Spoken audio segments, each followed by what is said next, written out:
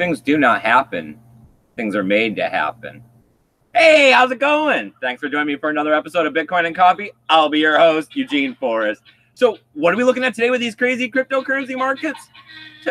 Pretty much what nobody would be expecting. We're looking at green, or not green, but red, and quite a bit of it. I mean, wow. BTC dominance looks like it was up a little bit, though. I think I seen it at, 54.3. Bitcoin was down only like 3% when I seen it just a little while ago, or real close to it. But, I mean, it looked like most of the altcoins were on their way to double digits. I don't know. Are we going to see all new low prices? Shake the magic 8 ball. But at this exact moment, that's kind of what it looks like. I don't know if I necessarily believe it, though. You know, things turn around every minute here in the cryptocurrency space. Greg, for all I know, it could be the changeover from, Asians to the United States here as the morning's just kicking off here. But you know what we do have going on this morning is we got Samantha over there in the chat. Morning, everyone. So how are you today, Samantha? I'm good. Yeah? Did you get a good night rest? It was pretty good. Yes. So what's on the agenda today? I have to go to work. Oh, man, it seems like you go to work every day. You don't say, Eugene. No. I have Friday off, so Friday, nice. It's a good way to kick off the weekend, right? Yes. Well, I guess these people probably want to take a look at CoinMarketCap and see how bad this red is, even though I try not to concern myself too much with the daily price, but I do like to keep my eye onto the future and see what's happening with these cryptocurrencies. So can you pull up one of those screen share thingies over there, Samantha? Let these people take a good look at our computer screen. All right. Hey, looks like we got JT in the chat. And it's this one right here. And let's refresh it because this stuff is changing every minute.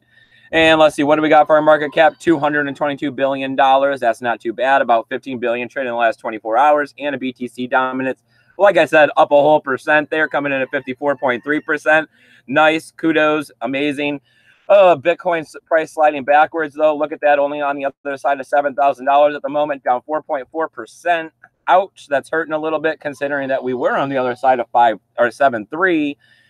A lot of people talking good things. And look, that prediction came through within a few minutes, and these have turned into double digits. Last time I checked, they were down like 9 point something. So let me see. What do we got here? We got Ethereum at 257, definitely slumping backwards from that $300 mark, down about 10.8%. I mean, are they going to bounce back tomorrow? I don't know. Cryptocurrency does have a bright future, but probably not for all. Let's see. What are we looking at here? 1,910 different cryptocurrencies.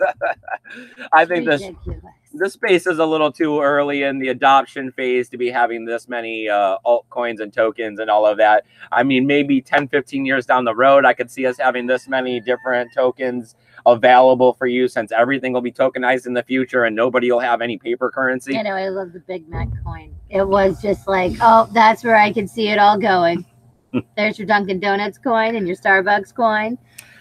All right, so we got XRapid coming in at 30 cents. That's down 10.22%. Bitcoin Cash, 563, down 11%. EOS, $5.82. That's down 10%. Hey, Stellar's holding on to some value there, down to only 21.3 cents. That's down 4.29%. Litecoin, $62. That's down 8.4%. Tether's up 1%, of course, coming in at $1 as everybody tries to run into that. Oh, let's see, continuing down. Let's see how our Steam is doing. And of course, everybody's noticing Bitcoin Diamond coming in there at $2.86. That's up 116%. Look at that chart. Damn. It was up over 200% earlier. We'll talk about all that in just a few moments when I get over to the news. I mean, I don't know. I got some thoughts on all of that for sure. All right, Steam down to 90 cents, 90.5 cents. That's down 11%. I mean, we seen it over the dollar yesterday, so ouch, that's hurting. And let's go back to the top and let's see what our metrics is telling us today with the Steam back dollar. 97 cents, completely undervalued there, down 5.4%, telling us that, I mean, this is a cheap spot to be picking up the altcoins, right? It's like $1.03 yesterday, the day before. Yep. Well, it's that the steam back dollar is supposed to be pegged to the dollar. And yes, it fluctuates because there's only a limited number of supply, even though they're not actually giving them out to you on Steam anymore. As you get paid, it's always in Steam and Steam Power.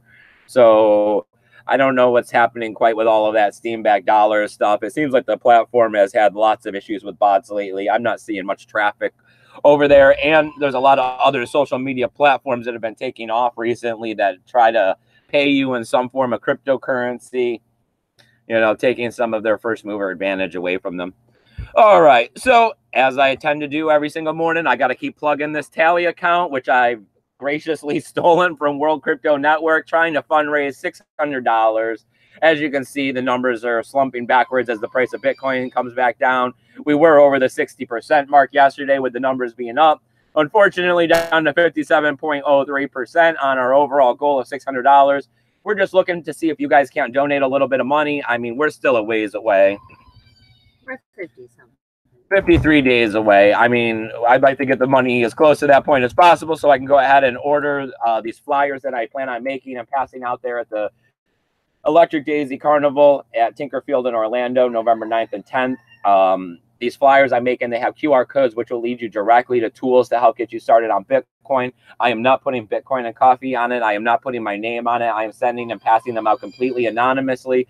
I'm not looking for anything in return out of this. I'm pretty much just looking to be able to spread the word of Bitcoin, you know, to a group of people that I think would be receptive to receiving the information and could potentially go home and continue, you know, digging into this information and open up their eyes to how you could just step away from the monetary policy that we have now in the US dollar to cryptocurrency, which is the people's money as far as I'm concerned. I know you're getting excited. Every time we go out and do stuff, she keeps saying, ooh, maybe I could get these kinds of, you know, glow-in-the-dark bracelets or these wings or this, like, tutu bottom. There's nothing wrong with having a coordinated outfit. All right. Well, let's go ahead. Let's pull the chat back up for you, Samantha. And let's see if we got anybody in the chat. Oh, we have JT Irby. Hey and guys, we have Paul Rillo. It's a great morning out here today. I mean, we had a little bit of rain yesterday, but like as I've said before, it's always nice after the rain. Everything's green. It looks like it's growing nice. The green has a nice pop color to it. The air feels clean. Yeah. Sometimes it gets really pollinated. Oh, we do have a lot of plants around us. That we do. So, what are we looking at here for the news today, you guys? Well, we got EOS has been added to the Ledger Nano S. I mean, you know that that's one of the big cryptocurrencies. You know, I'm not taking a stance for or against EOS. I held some for a while due to a donation, and then I went and added a little more to it, trying to get up to that 100 EOS airdrop level of infinite richness. I never quite made it there. The price went down. I had my stop loss called on me. I said, frig it.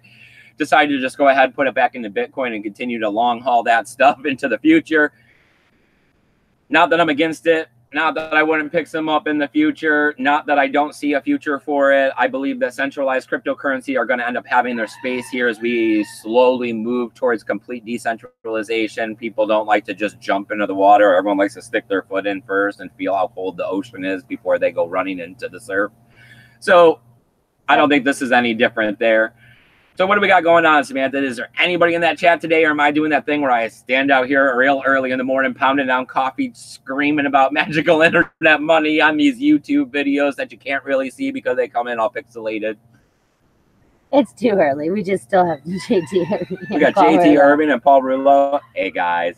I really appreciate you guys coming out here. You make me feel not so crazy. And I'm pretty sure it's really, really early for JT Irby. So, yeah. Thank you. All right. Well, what else do we got going on? Well, we got Bitcoin Diamond. Like I said, they were up over 200% earlier. Crazy news. I mean, it just goes to show, you know, the price is determined by the markets, you know, at the exchanges and the trading. And it seems like the main people in cryptocurrency, the people that are here for the long haul, aren't out there trading. You know, the trading is just a small representation of the entire cryptocurrency community. And this small representation is pretty much putting a price on a lot of these cryptocurrencies, especially when you see things like, just because of a simple Binance listing with deposits and withdrawals for Bitcoin Diamond, with just the simple news that they got 8 distributors that are going to start accepting Bitcoin Diamond, and that's going to have over 20,000 different products. I mean, that's relatively small news, and some of the news that you hear from, I mean, any altcoin probably in the top 10, top 15 has bigger news than this. So as the entire market is coming down by double digits, Bitcoin's slipping backwards, having trouble holding on to, you know, its gains, getting up there near 7.5. We see Bitcoin Diamond, you know, doubling in price. But, you know, at the beginning of this, it was only $1 or something, and we got it up to, or it was like almost $2, and then we got it up to $4 or something. I mean, it goes to show why we're in a bear market. It goes to show that we haven't shaken out all the weak hands yet. It goes to show how these smaller altcoins are super manipulatable by just, you know, the backdoor pairing with an exchange, especially these larger ones. You know, Binance always, you know, you can always tell something's going to pump when it goes to Binance. The fact that they're not pre-releasing this information, you know, weeks in advance is market manipulation as far as I'm concerned, especially since, I mean, we've seen it happen once with Coinbase, and then they went ahead to make sure they take initiatives in the right direction to not allow this to happen again. But yet we continue to allow Binance to do this. I mean, you can see a little bit why we're not really getting in an ETF. We can see why, let's go into the next story, why EU lawmakers are looking to start getting some form of regulation on ICOs. People are looking to try to legitimize the ICO space a little more. I mean, we've seen that all the ICOs in 2017 were scams pretty much. We're looking at very few that actually are still around and are producing any kind of a product. I mean, so that's why they want to regulate it. I mean, they think they can see the advantages to these ICOs. They can see the advantages of money for nothing pretty much, but they don't want everyone running off with, you know, money for nothing. They want to be able to give money for nothing and at least get some sort of a product starting to get turned out or being worked on, or at least having securities or insurances, or knowing that the government's going to come in and say, no, no, no, you can't do this. God, at least communication. Like how half these people right after the ICOs are done, they don't even communicate again. Like they're on Twitters, they're on all their stuff. I think the best is when they have the Twitter post that always says, yeah, thanks for the money, like, yeah, bye. Yeah, late. Deuces.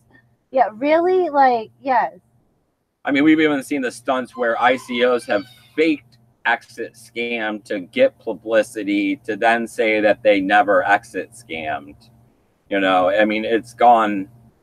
I mean, when you're willing to do that for a publicity stunt, it goes to show you how much of a mockery there is of these ICOs. Now, to think that you're going to be able to bring legalization into it, I don't necessarily think that that's going to work. And then to have it to be able to tell you the differences between a security token and, you know, I don't know, digital assets. It's a complicated situation of we want this stuff and we need adoption, but then at the same time, there's a lot of bad players that are just here manipulating the market, trying to make their pockets fatter. And somehow the markets need to figure out a way in order to deal with this, because we need cryptocurrency and we need it to work into the future. And these bad players aren't actually going to go anywhere. Yeah, between the people that freak out at the stupidest news and sell or buy, and then, yes, the people that are just straight lying to the people who do the selling and buying, the pumping and dumping, like the vicious cycle. It has to stop, because yes, otherwise it's never, like, we're never going anywhere. It's like the 2 steps back thing. Like they're the 2 steps back every time. Yes, every time we get new adoption, every time we get new technology and better wallets and all this other stuff, we take 2 steps forward. But then all of these bad players, let's call them, that are out for selfish, you know, reasons, take us 2 steps back. So, you know, and that's the whole bear market, bull market situation. But I mean, it's a little different. It's all working and steamrolling together. You know, adoption, price, development, they're all coincided. They're all hand in hand as we continue to bring cryptocurrency into the future. So the problem is how do we continue to move far enough or get past this hurdle where we're like at a 50-50 between good players and bad players? How do we get so many good players in the cryptocurrency market where these few bad players that are manipulating Bitcoin Diamond to be up 200% in a day when the market's going down, to not be able to do that, or to not be able to get so rich off of the manipulation of the market where they're leaving, you know what I mean, people that are at a disadvantage in the markets holding the bags because they see this, they think they're going to get rich too, and they buy in. We need to bring people in that are going to be able to understand cryptocurrency space and not think it's a get rich scheme, and not think that they just need to buy every altcoin that's under $5 as they see it pumping up.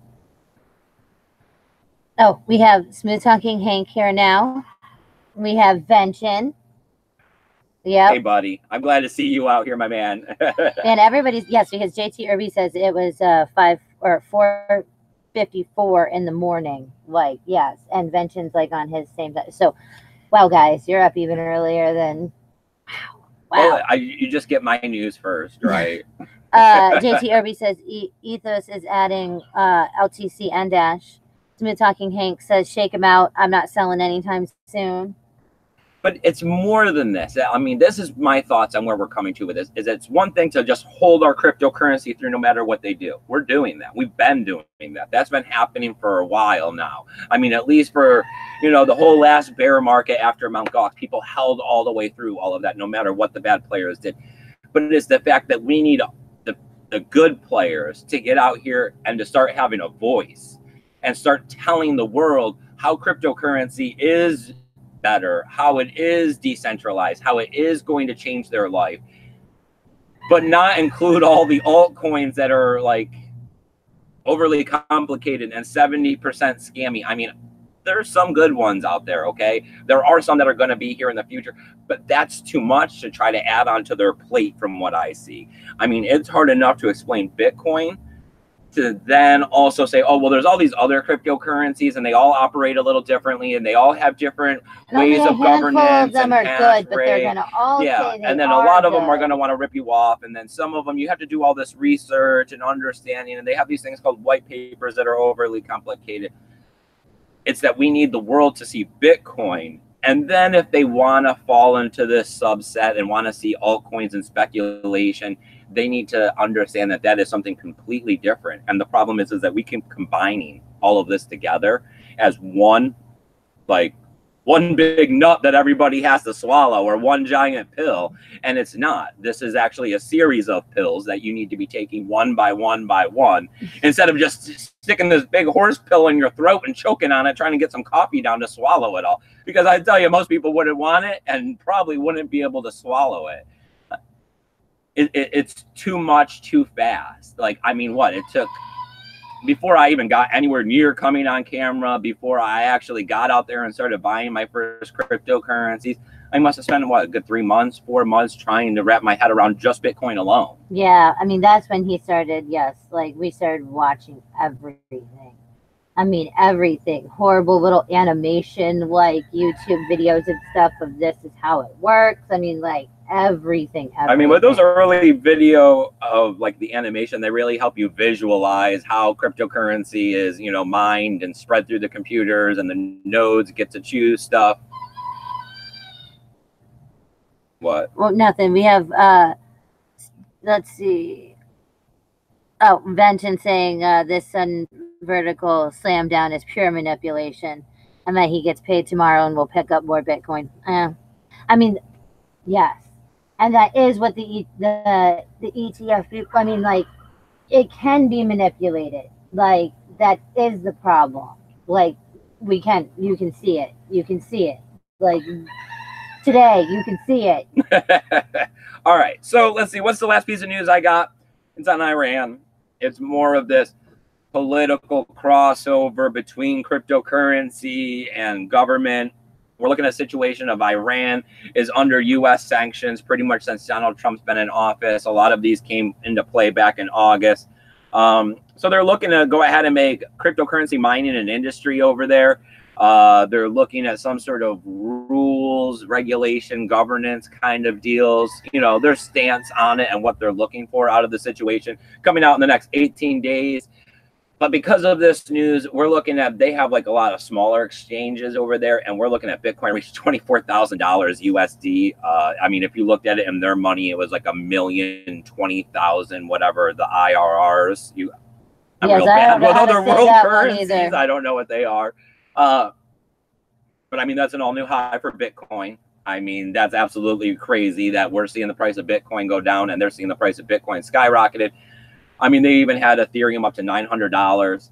Yeah. But of course, your opportunity of arbitrage is very complicated because then, you know, you're in their currency. You have to have a bank. You have to be linked to their bank to be able to get it out. I don't think they had USD tethered pairings that you could just go ahead and use that there.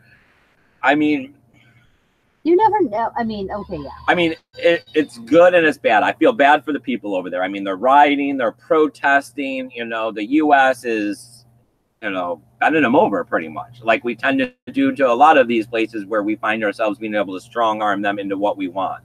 I mean, we put some sanctions on them and we watched over 100 companies withdraw from the country, you know, and they're trying to figure it out. You know, they don't want to be poor. Nobody wants to be poor. No one just throws their arms up and says, oh, it's okay, I'll be poor, you know. And just like us, there's no difference. Cryptocurrency is going to treat a country the same that it treats an individual. We are all equal in the eyes of the blockchain. So it's the same exact thing for us. We can voluntarily choose to step out of the US dollar and step into cryptocurrency.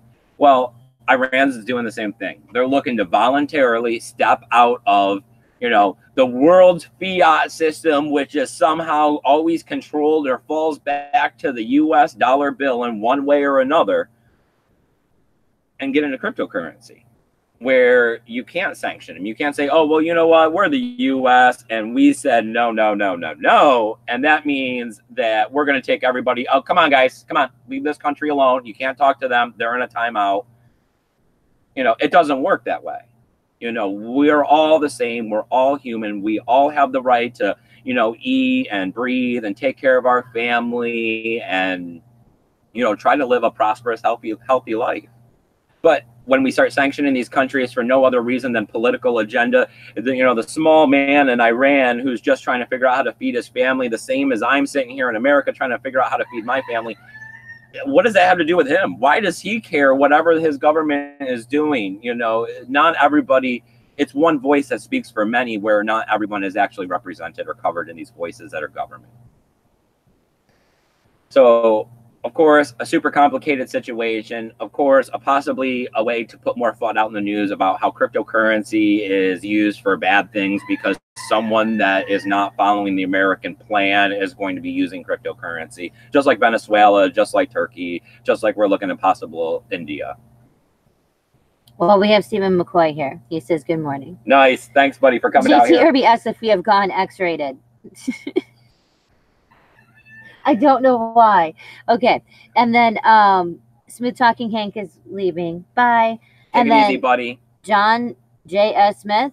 Most people need to convince themselves with their own time or research to have faith to invest. And I mean, yes. Because, like, I remember watching you, like, from the very first one to the very first time we bought Ethereum and Bitcoin. That was interesting. And then what happened from that onward? I mean, it is. I mean, that is the problem, is that this is complicated. It is not just a clear-cut, simple, like, you know, getting a CD. You don't just go down the bank. You get some little person face-to-face and you say, hey, dude, I want to put $5,000 in this CD and I'll take 1.2% interest in over the next 5 years. Here's my money. Take it out of my account that you guys already hold. You know, and then you have mathematical certainties and this and that. What actually happens is that you have to figure out, well, wow, there is this different currency and there's all of these things that go along with it. And, oh, wow, there's all of these scammers on the side and people are trying to give me unrealistic expectations saying that I can invest my Bitcoin with them and they'll give me 3% daily returns.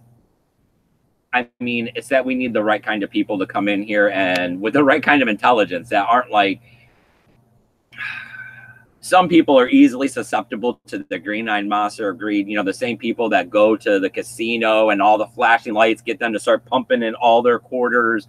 You know, the people that can't stay off the casino boat, the people that are, you know, getting bookies and backyard dealings at the bar or whatever. Those kinds of people are not going to help cryptocurrency space. The type of people that are going to help the cryptocurrency space is like when we seen the people from the gold. Like they decided that this was the digital gold and they wanted to start getting this cryptocurrency and holding it. They helped this space when they got in here. Oh, James Bond is here. Hey, buddy. How's it going, buddy? Good morning. He said, did everybody buy at the top? Yes. Okay. Sure did, James. And I'm waiting for the bottom to sell. Stephen McCoy is saying this might be the drop before the run up everyone has been talking about. Fingers crossed. I mean, I don't know. I thought it was supposed to be September. I thought it was supposed to have been consensus. I thought it was supposed to have been. I know that was the point. You never know, right? Yes. Maybe. Oh, no, now they're saying November. Yeah, now they're saying November. Well, there's October in there too. You never know. That could be a something. I don't know. I'm just going with 2019. Oh, JT Irby says I won't go there. Nuts and swallowing. Okay, fine.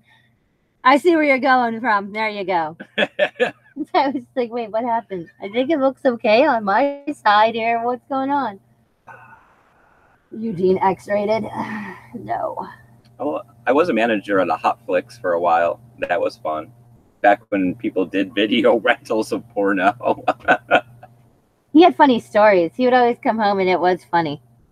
And he worked like, it was like 6-hour shifts. So it was just like, yeah, so I read book and all of this crazy crap happened in between. Oh, so what do you think, Samantha? You think we're going to get adoption going this week? This week? Yes, this week is the week. This week is the week. It's it. Well, I mean, all it takes is for the intelligent people in cryptocurrency to get out there and to just open up their mouth and start telling people why they believe in it. Because the people that are really here for real reasons and understand this cryptocurrency where they see it for more than just the dollar value that everyone recently seems like they're looking at it, if we're the people that open up our mouth and start telling other people, we'll be giving other people sound advice and sound reasonings on why they need to get into cryptocurrency. I think for some reason we might have a lot of the wrong people out there spreading the word of cryptocurrency. I think we might have some of the wrong people out there on YouTube talking up the price and talking down the price too much, where it's not about the price. It really isn't about the price today. Like, yes, you can make a few bucks. Yes, you could be able to help your bills. But this day-to-day and minute-to-minute trading and jumping on every rumor, trying to see if you can make a few dollars, it's just hurting the space in the overall. We're here for the big long-term goals, which is to help, you know, bring down the US dollar, try to help decentralize the world so everybody can get a fair shake out of it.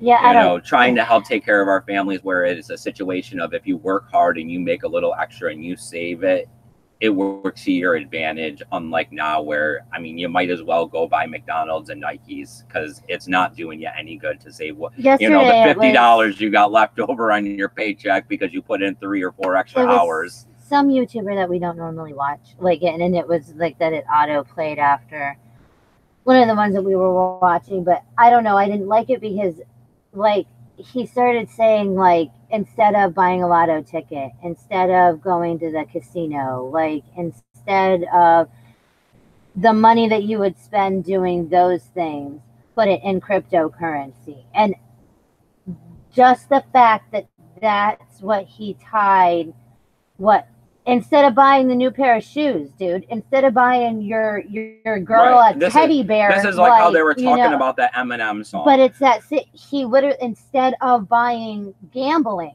stuff. Right. It's just like what they were talking about in that Eminem song with just that little biting nickels phrase. It's the whole, this is sound money, and we needed to start getting represented in a way that is not, you know, illicit drugs, money laundering to not pay your yes, there are all of these things, and yes, if you were to think that you're devious or smart enough to skirt the government, which is all over this stuff, I mean, don't think for a moment that the government isn't monitoring everything that's happening on the blockchain. They see this as a threat. It's just that they came out and said they saw it as a threat, then people would be more interested in get it. It's like, I mean, half of us have children. We know what it's like. You tell them not to do something, they're going to go do it just because you told them not to. The U.S. and the public mind is the same way. If the government told us not to, you know, mess around with cryptocurrency, we'd be the first ones out the door to go get it. So they're not going to come out and say that. They're going to sit in the backgrounds and be smart about it and monitor everything that happens on it. So, and try to figure out how to infiltrate it and find ways around it and understanding who everyone is on the blockchain before, you know, it gets to be as big as it is or is going to be. Yeah. Oh, Truth Monster is here. He says yesterday, Crypto Blood mentioned movement of whale coin from a 5-year-old wallet to exchanges. He is an informant. And JG says maybe he was a big seller. Well, I mean, we could also later on today, the next thing is that I would assume that we're going to see something or hear something that the guy from the Silk Road wallet, you know, the one that had the $800 million and moved it into 80 different wallets or something, that watches be something like, oh, he did some selling, you know, or something silly like that.